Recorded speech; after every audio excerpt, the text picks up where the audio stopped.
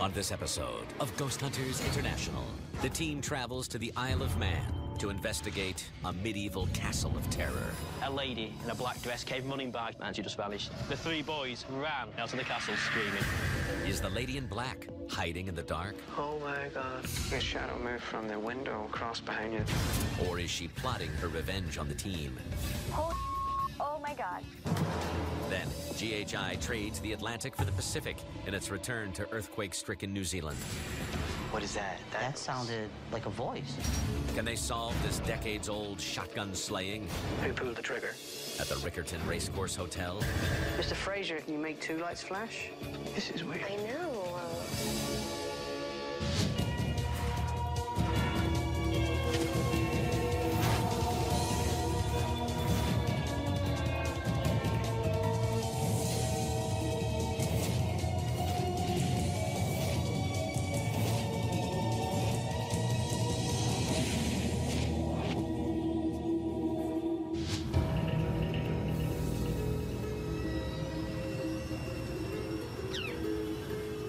Hello folks, and welcome to the middle of the Irish Sea.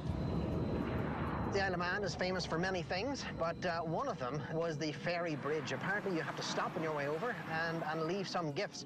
So I hope that you have packed something appropriate. Here we go, one ferry bridge.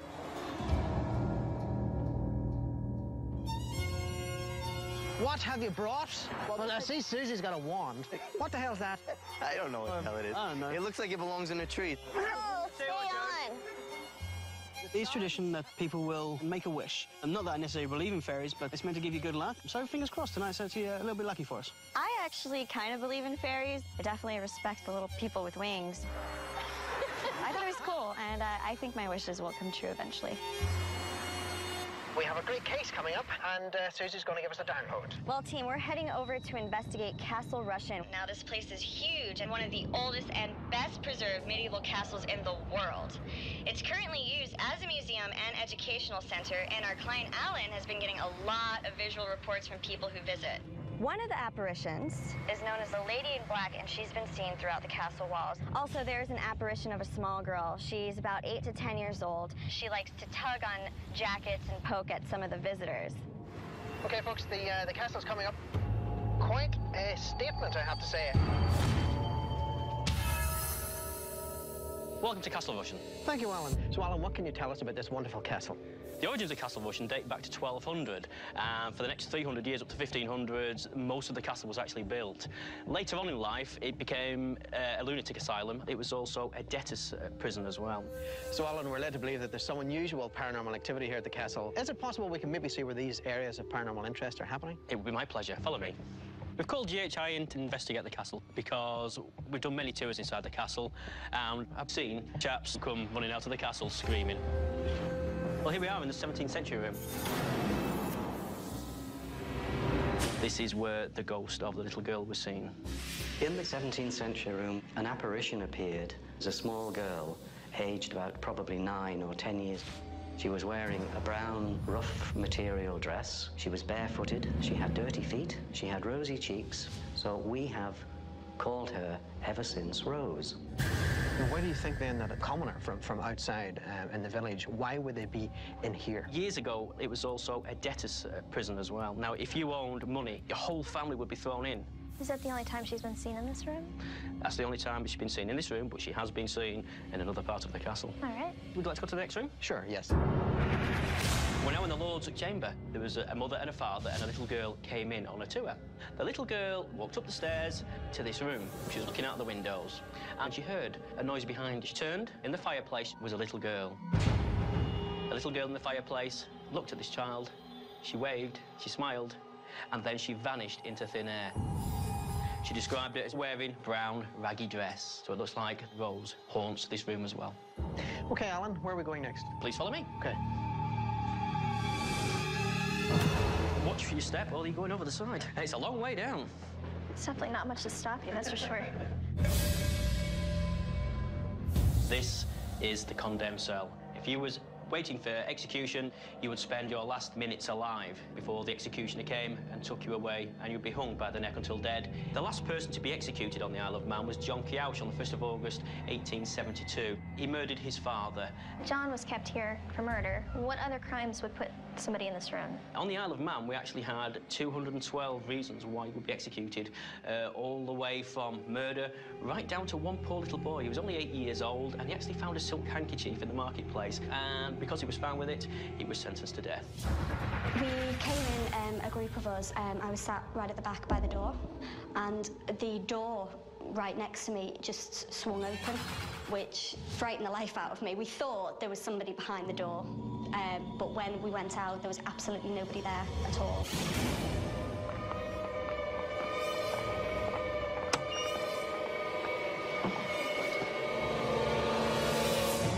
More steps.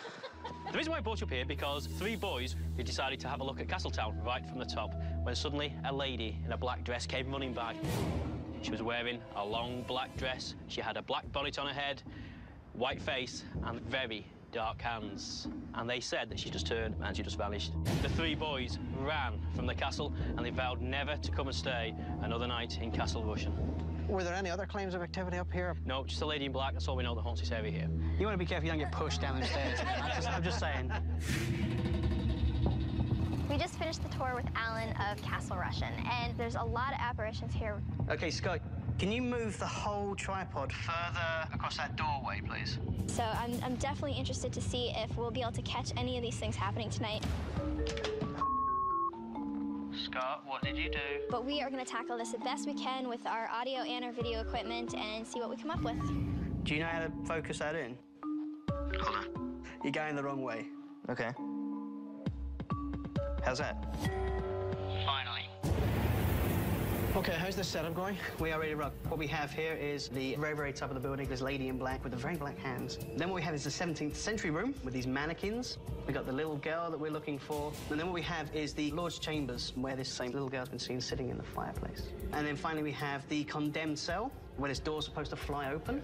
Okay, great. Let's get those lights out.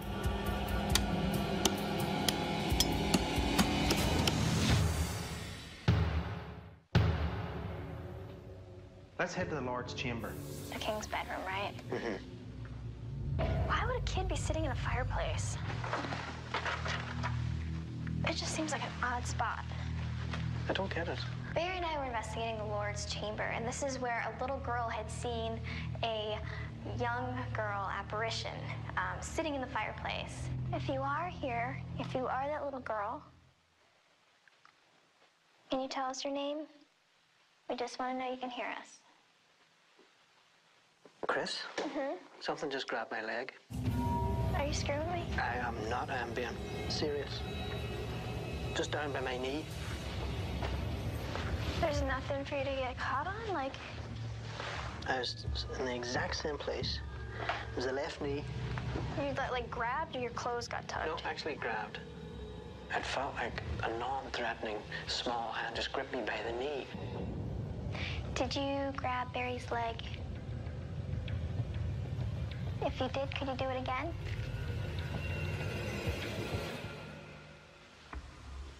Were you able to come over and sit beside me? Maybe tell me your name. Are you able to touch Chris on the face? Oh my God. What? A shadow moved from the window, crossed behind you.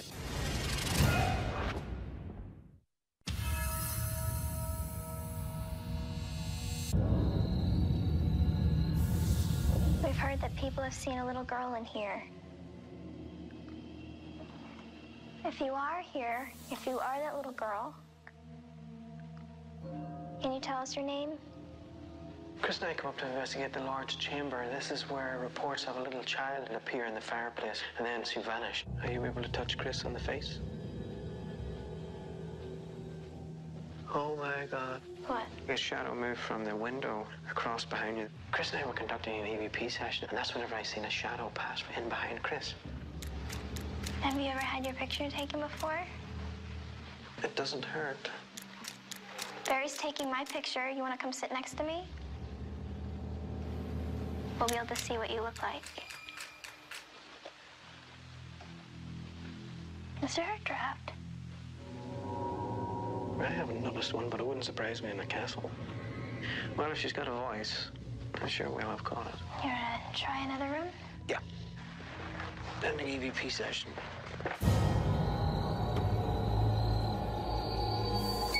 Joe and Scott, investigation, condemned cells. John was imprisoned here for murdering his father. Joe and I did focus on most of our energy where John was said to have moved a door and scared people with it. John, are you in here? Are you responsible for the doors swinging open? You get a rise out of scaring people? If I approach the door, will you slam it open and give me a good scare? All we're asking is for the chance to experience this ourselves. Let's check this door out. And look at the force to it. So maybe the door was completely latched? Like when people are in here, and then it just swings open. And you didn't push that. No, I just let go. Right, and look at how much force there was behind that. And that if it wasn't completely latched,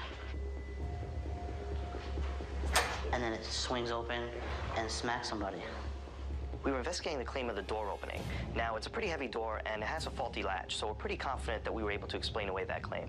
Come speak to this box on this bench right here.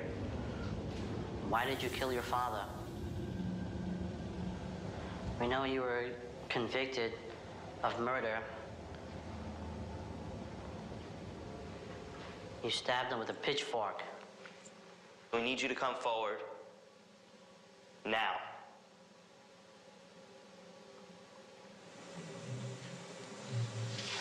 The hell is that? What's that?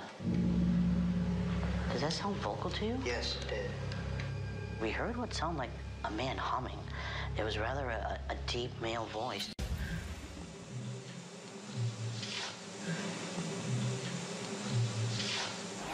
John, are you humming? Could you do that again for us, please? Could you hum? Are you afraid to come near us? We have to make sense of what's been going on here. Nothing on the millimeter. Temperature's at a constant 61.7. That was creepy. That was creepy. Okay, this is an audio session. Paul and Susan, we're in the 17th century room, placing the audio recorder down on the table. You know, this room does feel a little off for me. Strange feeling in the pit of my chest right here. It's kind of nauseating. Hello? I'm looking for the little girl in this castle. So Susan and I were investigating the 17th century room, where there's actually a number of claims coming from here. The mannequin's hands are moving, the possibility of a little girl in there who goes by the name of Rose. Can you please tell me your name? Who's in the room with us right now? Who's in here with myself and Susan?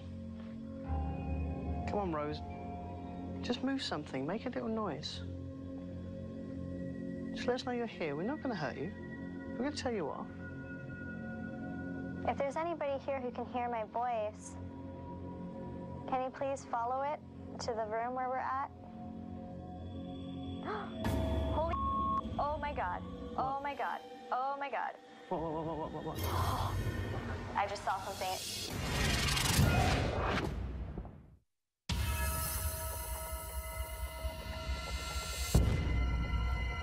Who's in the room with us right now? Who's in here with myself and Susan?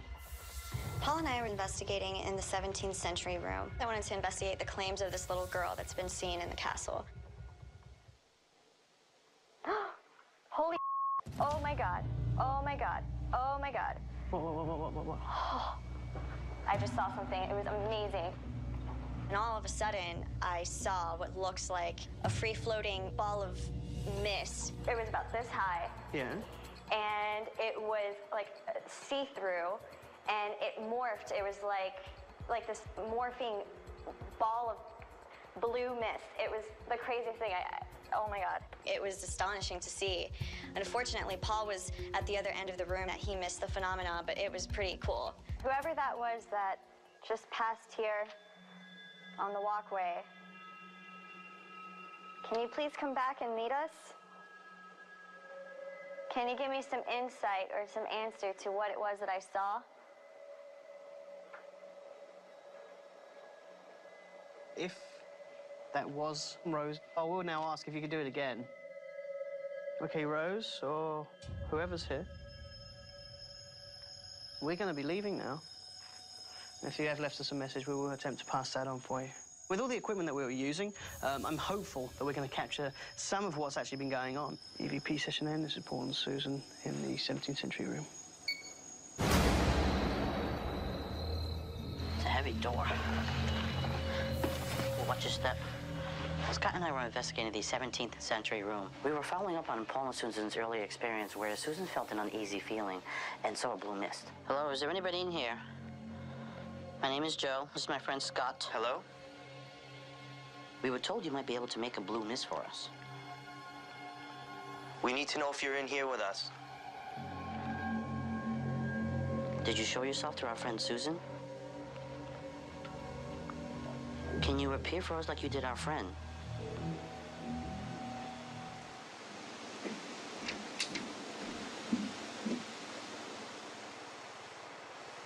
I hear footsteps. I heard that. It sounds like somebody running up the stairs. Yeah. Are you on here? Are you on steps? Is there anyone in here with us? Just be quiet for a second.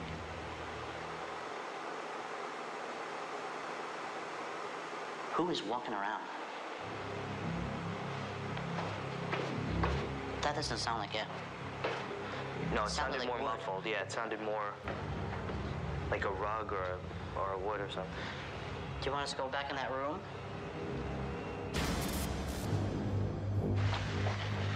Now, this was another female apparition, I believe. This is a female. Barry and I headed up to the top of the keep. It's the highest point of the castle. And the claim up there is that people said that they had seen this woman dressed in black. EVP session. Barry and Chris on the top of the castle. Chris and I would like to make an appeal to this lady in black who was seen here. We are trying to establish some sort of contact. Do you understand why we're here? We just want to know what your connection to the castle is. Are you grieving for someone? Is that why you wear black? Can you tell me why you stay?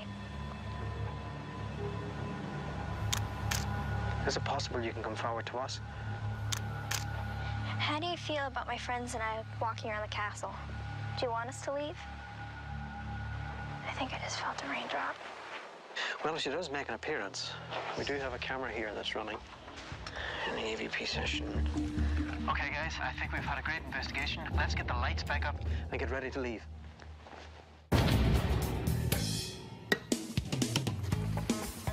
Castle Rushen is a remarkable place. The team themselves had a great investigation, and it's going to be interesting to see what comes forward for analysis.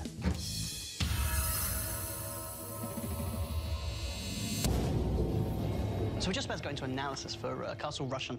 Because we were basically concentrating our DVR on the main tower where most of the claims came from, it did mean that we were going to be using our handheld cameras a lot more. This has meant we've got a lot more tapes to go through. It's going to take us a long time, but hopefully we're going to come up with some answers.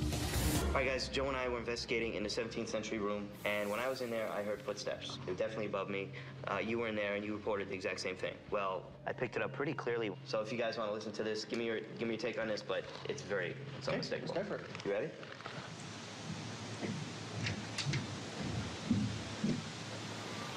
That is clear as day. Wow. That's a really interesting piece.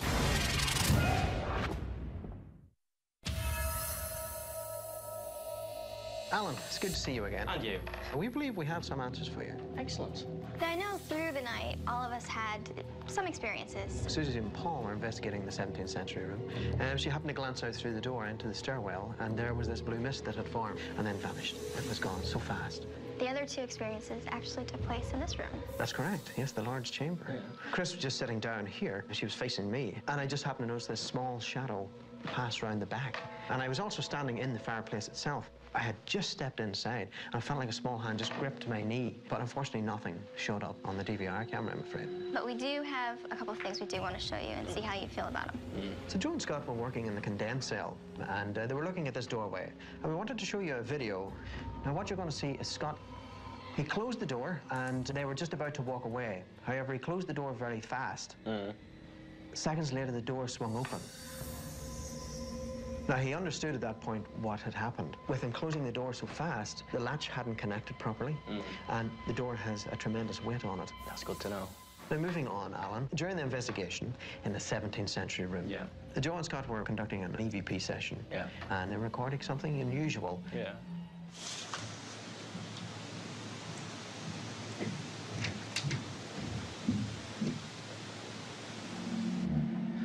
Now, they're clear footsteps. They are. With heavy boots, I would say. There was no one else in the building. So it was an unusual experience for them to have, of course. Now, one of the things that happened with Joe and Scott in the condemned cells, they were doing some EVP work when they started hearing this sound in the room that they couldn't explain. They didn't know where it was coming from, and luckily we're able to get it on the audio, so we'll have you take a listen. The hell is that? What's that? That's strange. So it doesn't sound like anything you've heard here before? No. No, I've not heard anything like that before. It's interesting, that. We had several interesting experiences, and we did capture a few audio recordings. But for us, we don't feel it's enough that we can call the castle haunted. But it has been a great experience for us, and Alan, we wish you the very best for the future. Thank you very much. Thanks for coming. Thank you. Now that GHI revealed their findings to me, it's been really interesting. All the stories that we've got come from hundreds and hundreds of years, so what they've actually found in one night, it's beyond my wildest expectations. Well, Chris, there we have it, the Isle of Man. What did you think of it? A little frustrated, because we all had experiences. We're also able to debunk some things. But I was really glad we did find evidence which actually gives credence to the claims of activity. Well, let's get back to the team and get ready to leave this island.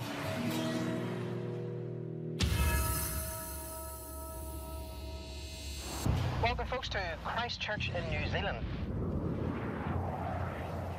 Scene of a huge, devastating earthquake. As you can see... This is so insane. Look at that. Wow.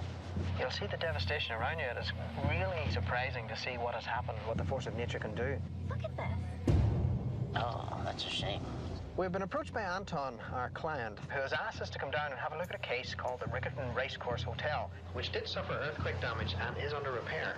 A lot of the activity has increased, according to our client, since the seismic activity has occurred. Susan's going to give us the download. We are headed to the site of an infamous local murder mystery. A man by the name of Donald Fraser, the owner of the hotel, was shot to death in his bedroom. Nobody was charged for the crime. 2 apparitions have been seen. A lot of people say that one of the apparitions is actually the ghost of Mr. Fraser himself.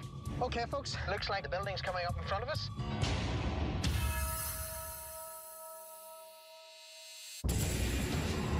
Anton, good to see you. Welcome to the Racecourse Hotel. This is Chris. Nice Good to meet you. And Paul. How you doing? How you going, mate? Good. I've called GHI in to really investigate this place with what's going on with the earthquakes, and we'd had something like 120% increase in paranormal claims. We're led to believe that there's quite a history with this place, and of course the big mystery, the murder that happened to the owner, Fraser. Now, what do you know of Fraser, and how did he come to own this establishment? Donald purchased the hotel in 1929. He loved his horses, and of course this is right next to the Riccarton Racecourse. Now, I believe that Donald Fraser was quite a guy with a very serious temper. And now some of these temper tantrums, of course, may be coming across into some of the paranormal phenomenon which is reported here. Donald Fraser's shadow has been seen, and he's been known to interact with patrons in this area. There's a claim of a female walking into the part that would have been male only and being slapped in the back of the head. And this is where a little girl is said to be seen, and she's been seen all over the hotel. Maybe 1:32 in the morning, and went up to the door, and what I could see was a small girl, 8 to 10 years old, with a little bonnet and the lace-up boots and the old 30s clothing on, and with a wee finger going like this. I said, oh, that can't be right. Up I went and put the lights on and wandered around, couldn't see anything. It's quite uncanny. So this young girl, she died here? Yes, she died of tuberculosis. A lot of people call her Gabrielle. Now, we're led to believe that Donald was murdered as he slept in his bed in this hotel. Is it possible we can see the area where this murder occurred? Absolutely. Let's go. Welcome to Donald Fraser's room. Take us through the murder. Donald Fraser was in bed. The wife simply hears 2 shotgun blasts. The door behind us is ajar, and no one else is to be seen. It'd be interesting to set the room up exactly the way the murder had occurred. Yeah, and see if there's any correlation to the footsteps. With some of the furniture being put back in its place, it might actually attract possibly Donald back to the scene. I was carrying a bed from one room, putting it into Donald Fraser's room, and I heard a noise, and I turned around, and the floorboards were creaking directly in front of me. I had seen the figure of a male. He was quite tall. I believe the apparition that I seen was Donald Fraser. There has been audible phenomena. There's also claims of bloody footsteps from the murder scene. Well, we'll definitely get a look into this. Shall we move on? Absolutely, let's go. Welcome to room 8. As you can see, this room was the worst affected by the earthquake. The claims in this room are of bloody footprints, and this time they're a little bit different because they're child-sized footprints. These child's footsteps, who do you think they belong to? I'm not sure. They are an interesting claim, and that's why GHI's here. We are trying to chase up the murderer of Donald Fraser. This murder case has lay open since the 1930s. Who was it killed him, and why did they kill him? We're hoping to try and get some answers tonight. This to the corner. What we are dealing with here is a violent murder. We're also looking at the fact this place has had an incredible amount of seismic activity going on. There's all these different things which can sort of bring forth paranormal activity. So I'm interested to see just how much that's going to affect tonight's investigation. Guys, cameras are all set. We are ready to rock. Paul, how's your coverage? What we have is Donald Fraser's room, obviously where this murder took place. And we also have the hallway outside. We have the room where the bloody child's footsteps reported being seen in the floor. Here's the main hallway. Good setup. And let's get those lights out and start this investigation. Go.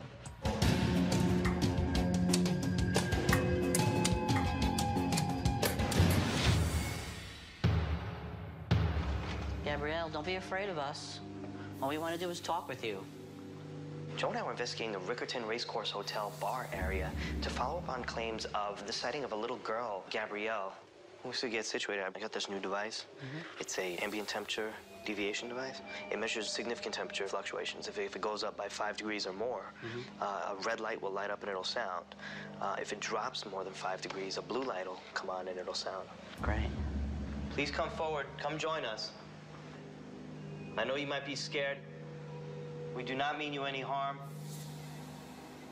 Nobody can hurt you anymore. Please come forward. We've all these lights here for you to play with. Come look at them.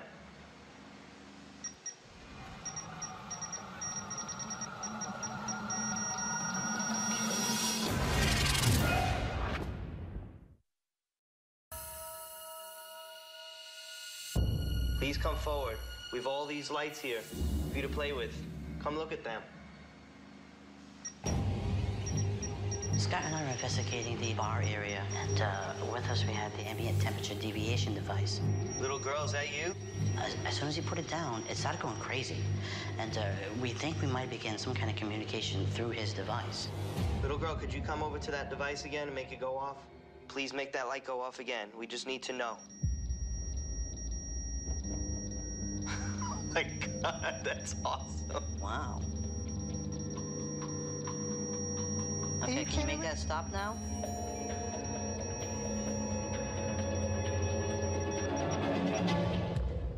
Thank you. Is anyone in here with us? What is that? That sounded like a... like a voice. That did. That was creepy. It sounded vocal. That sounded vocal. At one point, Joe and I both heard clearly the sound of wailing of a young girl. Little girl, are you here?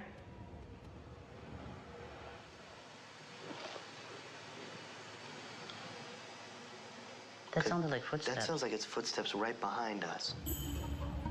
Gabrielle, is that you? Please come forward. Come to myself or my friend Joe. Wow, I felt like something touched the back of my knee. Really? Gabrielle, are you hiding behind me? Did I feel you touch the back of my leg? Are you with us? Did you do that? And I thought I felt something touch the back of my leg. Was it the little girl? I'm not sure. So hopefully that she's communicated in some way. That was interesting. Yeah.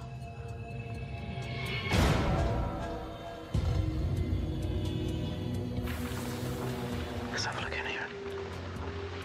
Bloody footprints. It's so weird. Chris and I moved into room 8, where these bloody footsteps were said to appear.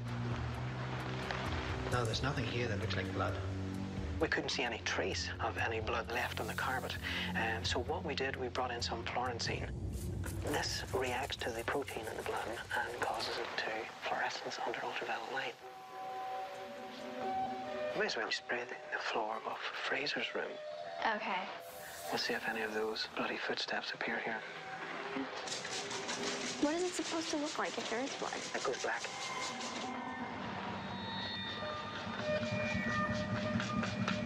Okay, there we go. There's some paint. Nothing.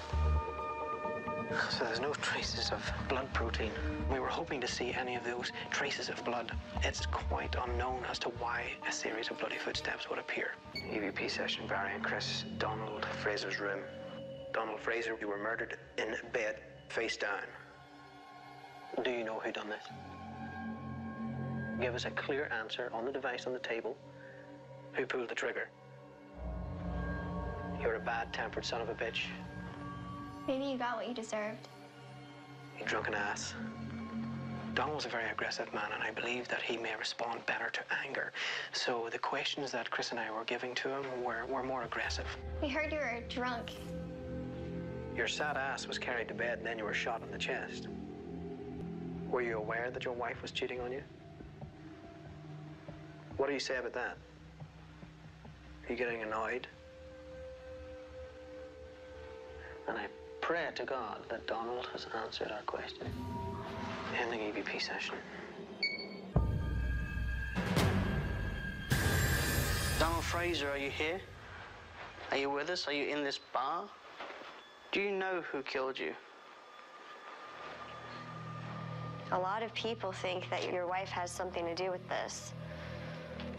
Susan and I decided to investigate the restaurant, the last place Fraser actually had his last drink. We basically came out here using the laser grid, trying to take some photography, and we're also using this new meter that flashes lights and beeps when it detects high EMF. Okay, now. Mr. Fraser, no one knows who is responsible for killing you. Mr. Fraser, if you're able to come towards us, if you're able...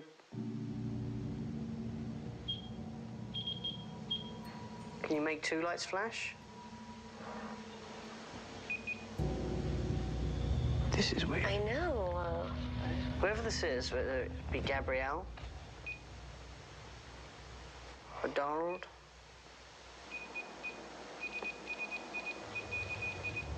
Mr. Fraser, if this is you, you can stop now.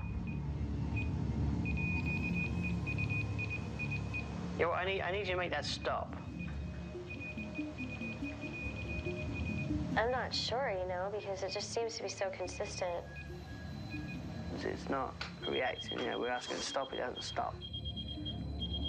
So you also need to look at the fact that that could be an increase of natural EMF just taking off now. Do you think that this has anything to do with the fact that there have been so many earthquakes here? Yeah. I don't believe there's anything paranormal. In fact, it's entirely environmental.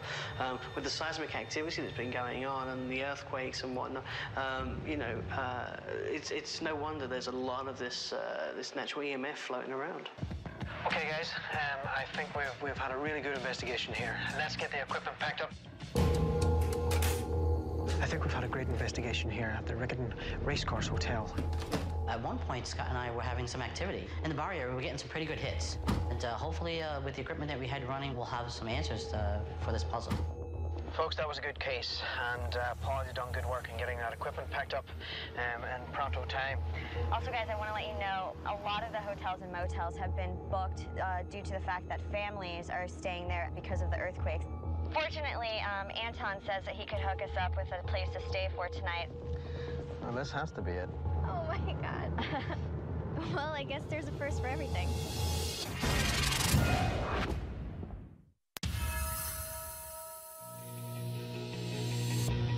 I have to say, it's actually better than I thought. I love it. Yeah. Pretty cool. Came out, I was kind of bummed. I'm like, well, we're gonna have to bunk with each other. Like, duh. I lucked out with Susan. Well, Joe snores. It's been kind of neat here in New Zealand because we're all kind of staying in a house rather than a hotel. Isn't that crazy? It was nice to see Scott and Susie cooking. Shot an empty dish. Wow. All right, guys, it's done. Okay. Then we all end up eating, I don't know if you'd call it breakfast or lunch together. I mean, for us, technically, it's breakfast. We just got up. That was delicious. I'm so full. Scott, I will give you 5 out of 10 for You that. can't give me a 5 out of 10 if you don't try anything, Barry. That's why. It looked like everyone liked it. I hope they don't get too used to it because I don't want to be known as the resident cook, but I wouldn't mind cooking again in the future. We're just about to go into analysis now for the Riccarton Racecourse Hotel. Now it's time to go through our data and determine what's actually going to come from this investigation. One of the things I caught, guys, was, Joe, you and I were in the bar, and we heard the footsteps.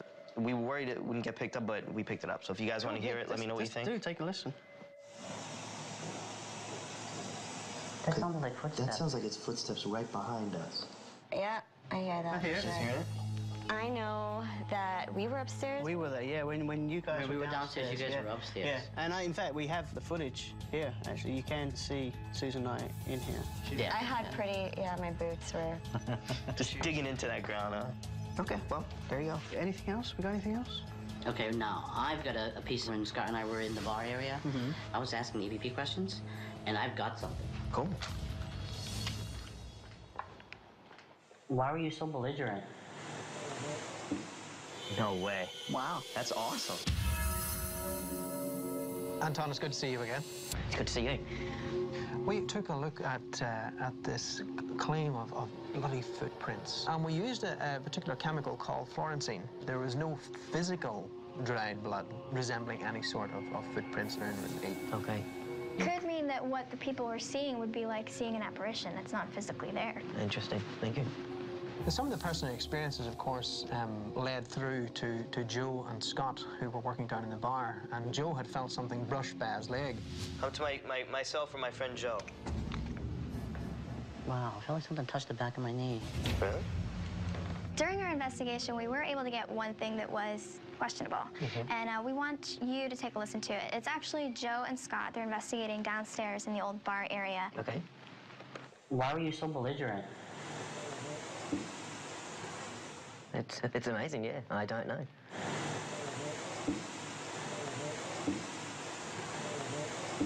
During the analysis, that's what we were hearing as well. Yeah. So do you think that Donald Fraser maybe is living in some sort of denial, maybe in the spirit world? Very confused. I mean, I think an angry man in life is a confused person.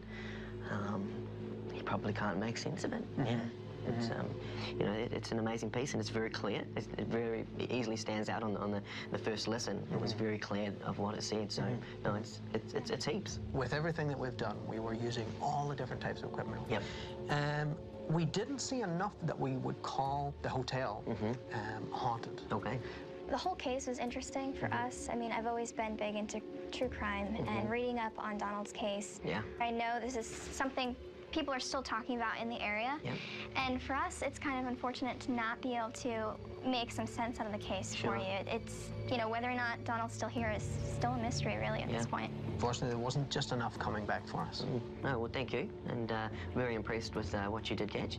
And thank you for coming in and helping us try to get to the bottom of the Racecourse Hotel. And good luck on your next case. Great, thank you. Thank you.